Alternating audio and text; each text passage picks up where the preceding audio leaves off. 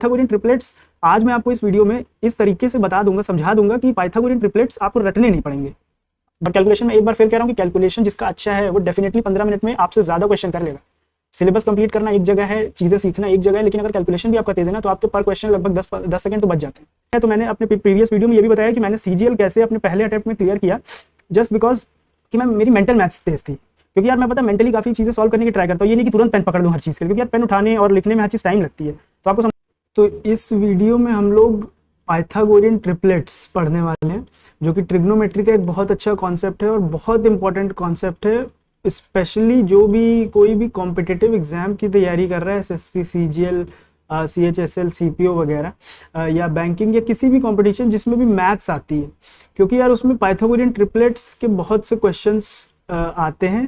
Plus Pythagorean triplets अगर तुम्हें याद है तो ट्रिग्नोमेट्री क्वेश्चंस तो आते ही हैं, प्लस जैसे ट्रायंगल्स चैप्टर है उससे भी क्वेश्चंस काफी सॉल्व हो जाते हैं। प्लस कोऑर्डिनेट ज्योमेट्री आज तक किसी ने नहीं बताया होगा, प्लस कोऑर्डिनेट ज्योमेट्री के भी काफी क्वेश्चंस में पाइथागोरियन ट्रिपलेट्स याद करके मैं कर लेता हूँ। जैसे डिस्टेंस फार्मूला लगाते हैं ना, तो उसमें डिस्टेंस फार्मूला में अगर आपको पता हो तो जो डिस्टेंस आती है ना दो पॉइंट्स के बीच में, तो वो जो फार्मूला आता है वो आता उसी से है कि आपका वो हाइपोटेन्यूज ही होता है जो ट्रायंगल की सबसे बड़ी साइड बनती है। तो इसलिए मैं उसमें भी जो है पाइथागोरियन ट्रिपलेट्स यूज करता हूँ क्वेश्चन सॉल्व करने में। तो पाइथागोरियन ट्रिपलेट्स आज मैं आपको इस वीडियो में इस तरीके से बता दूंगा, समझा दूंगा कि पाइथागोरियन ट्रिपलेट्स आपको रटने नहीं पड़ेंगे बिल्कुल। और 99% टीचर्स जो है ये ऑनलाइन पढ़ा रहा हो या ऑफलाइन, सब लोग पाइथागोरियन ट्रिपलेट्स रटवाते हैं और भाई मजबूरी में हम लोग को भी रटना ही पड़ता है। तो पाइथागोरियन ट्रिपलेट्स हम लोग को याद करने के लिए, मतलब याद नहीं मतलब समझने के लिए क्या करना है, कुछ नहीं, बस आपको जो है दो चीजें याद रखनी है। एक तो यार इवन नंबर्स का अलग निकलता है और ऑड नंबर्स का अलग निकलता है। तो इवन नंबर्स और ऑड नंबर्स में बस हम डिवाइड कर लेते हैं अपनी इसको, उसके बाद मैं आपको समझा देता हूँ क्या करना है क्या नहीं। तो पहले शुरू करते हैं हम लोग अपना इवन नंबर्स के लिए, या ऑड से शुरू कर लेते हैं क्योंकि पहला 3 4 5 आता है। तो कैसे आता है मैं बता देता हूँ आपको। ऑड से शुरू करते हैं, ऑड नंबर्स, ठीक है। ऑड नंबर अगर है और उसका ट्रिपलेट आपको निकालना है तो कैसे निकालेंगे? तो कुछ नहीं करना है यार, आपको बस क्या लेना है, ऑड नंबर लेना है। जैसे कि 3 का निकालना है तो 3 लिया। अब 3 के साथ आपको पता है 4 5 आता है, लेकिन कैसे आता है ये बताता हूँ मैं। कुछ नहीं करना है, इसका स्क्वायर कर देना है। क्या आ गया? 9। अब 9 जब आया तो इसको आपको कुछ नहीं करना है, एक बार -1 होल अपॉन 2 करना है, जो कि आ गया आपका 4, और एक बार क्या करना है +1 अपॉन 2, ये आ गया आपका 5। देखा कितना आसान है, बहुत आसान है। इसी तरह अब आते हैं 5 पर। 5 का 5 12 13 होता है। कैसे आता है? 5 का स्क्वायर किया, आ गया 25। अब क्या किया, एक बार -1 अपॉन 2, तो आ गया आपका 12। ये आपको कोई नहीं बताने जा रहा है, ऑनलाइन कहीं भी आप देख लो। और एक बार +1 अपॉन 2, और इतनी अच्छी ट्रिक है, ये आ गया 13। मतलब मजा आ जाता है ये समझ के, मतलब 1 सेकेंड में आपको नहीं भी आते तो आप निकाल सकते हो। थोड़ा सा बड़ा नंबर ले लें, या फिर चलिए 7 का ही बता देता हूँ अभी। 7 का निकालना है तो आपको क्या करना है, वही सेम 7 का स्क्वायर किया, आ गया 49 49। एक बार -1/2, जो कि आ गया 24, और एक बार किया +1/2, तो आ गया 25। 7 24 25 आपको अगर जिनको भी याद होगा उसको पता होगा ये चीज, तो बहुत सही है ये। एक बार 11 थोड़े बड़े नंबर का दिखा देता हूँ। देखो 12 के ऊपर याद करने का कोई ज्यादा मतलब नहीं, आता नहीं है, बाकी कहने को बता सकते हैं। 11 का क्या है, 11 का स्क्वायर किया तो 11 का आ गया 121, ठीक है। फिर वही किया तो एक आता है इसका 60, और अगला आ जाएगा 61। सेकेंड स्टेप जो मैं कर रहा हूँ ना, +1/2, इसमें आपको नहीं माने तो मत भी करो, अगला नंबर आता है बस। देखो 4 के साथ 5, 12 के साथ 13, अगला +1 भी कर सकते हो एक निकालने के बाद। तो इस तरह से आप ऑड नंबर्स का ट्रिपलेट बिना रटे समझ सकते हो, 1 सेकेंड में आंसर आ जाएगा, मतलब मेंटली सॉल्व कर सकते हो। और आजकल अब जो है वैसे भी सेक्शनल टाइमिंग है, तो मैंने अपने प्रीवियस वीडियो में ये भी बताया कि मैंने सीजीएल कैसे अपने पहले अटेम्प्ट में क्लियर किया, जस्ट बिकॉज कि मैं मेरी मेंटल मैथ्स तेज थी, क्योंकि यार मैं पता मेंटली काफ़ी चीज़ें सॉल्व करने की ट्राई करता हूँ। ये नहीं कि तुरंत पेन पकड़ लूँ हर चीज़ के लिए, क्योंकि यार पेन उठाने और लिखने में हर चीज़ टाइम लगती है। तो आपको समझना होगा कि थोड़ा बहुत जितना भी फेयर है, परेशान मत हो मैथ्स से। देखो परेशान होगे डरोगे तो कुछ नहीं सीख पाओगे। चीज़ें बस इतनी सी हैं कि तुम्हें समझनी है, बस और कोई बात नहीं है। चलिए अब इवन नंबर्स के ट्रिपलेट की बात कर लेते हैं। तो अब आते हैं हम लोग इवन नंबर्स के ट्रिपलेट के लिए। इवन का भी बहुत आसान है।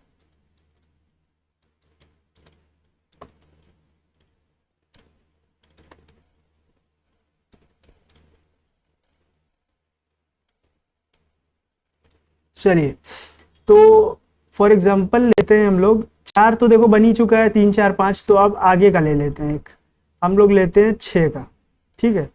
तो आपको 6 का क्या करना है, 6 का स्क्वायर करना है, जो कि आ गया 36। उसके बाद आपको क्या करना है, 36 को अपॉन 2 भी एक बार करना है, ठीक है। पिछली बार हम लोग उसी को ले रहे थे, इस बार अपॉन 2 भी करना है, तो ये आ गया 18। अब इसको एक बार यहाँ पर पता क्या करना है, वहां -1/2 कर रहे थे, यहाँ -2/2 कर देंगे, तो क्या आ गया आपका 8। और एक बार +2/2 कर देंगे, तो ये क्या आ गया आपका 10। और जिसको भी याद होगा उसको पता है कि 6 8 10 ट्रिपलेट होता है एक, ठीक है। अब आते हैं इस पर, अगले 8 पर आते हैं ना। 8 का जिसको भी याद होगा उसको पता होगा कि 8 15 17 बनता है। कैसे आता है ये समझते हैं। 8 का स्क्वायर किया आ गया 64, अपॉन 2 किया आ गया 32। 32 का क्या किया, -2/2 एक बार कर दिया, वो आ गया 15। और एक बार +2/2 किया, ये आ गया 17। अब इसमें आप लोग गैप देख रहे हो, 8 से 10 आया, तो आप ये ध्यान रख सकते हो कि पहला स्टेप किया 8 आ गया, +2 कर देना है। ऑड में क्या था, +1 है अगला जो हाइपोटेन्यूज वाली साइड होगी, इसमें +2 होगी। अब आते हैं 10 पर, तो 10 का स्क्वायर होता है 100। फिर क्या किया, हाफ किया यहाँ पर, चलिए ठीक है कोई नहीं, 10 का स्क्वायर, ठीक है, 10 का स्क्वायर किया ये 100, अपॉन 2 किया ये आ गया 50। वही चीज की 50 + 2/-2/2, तो ये आ गया आपका 24। और एक बार क्या किया, +2/2, या फिर +2 इसी में कर दिया, तो आ गया 26।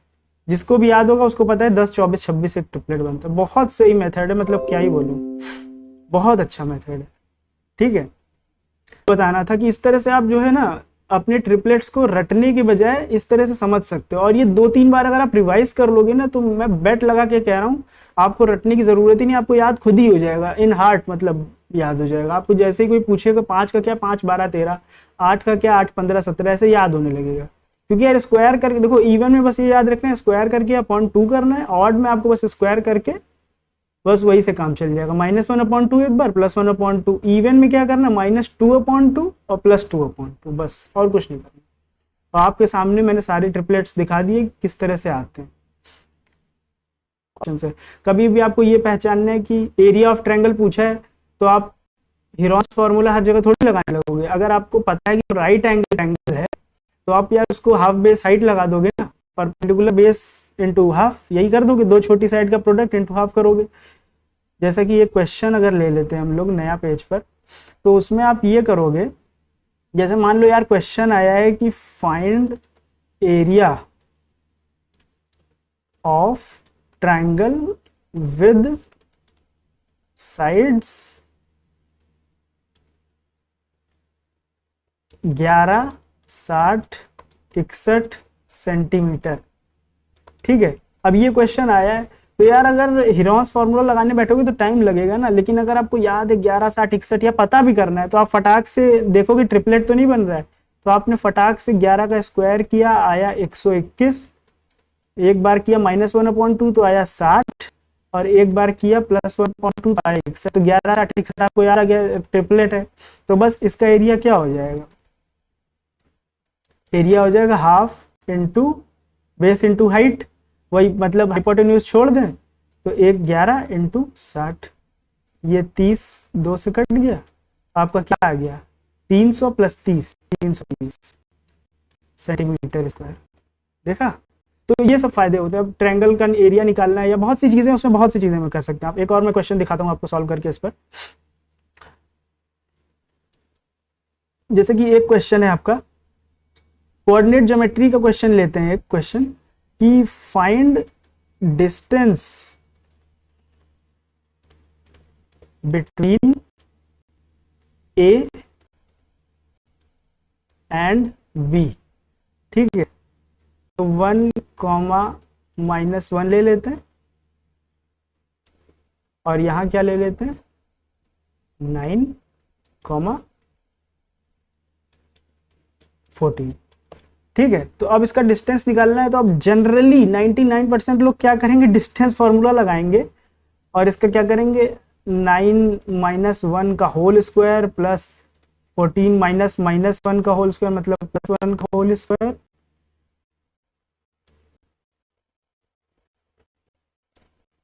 ये करेंगे।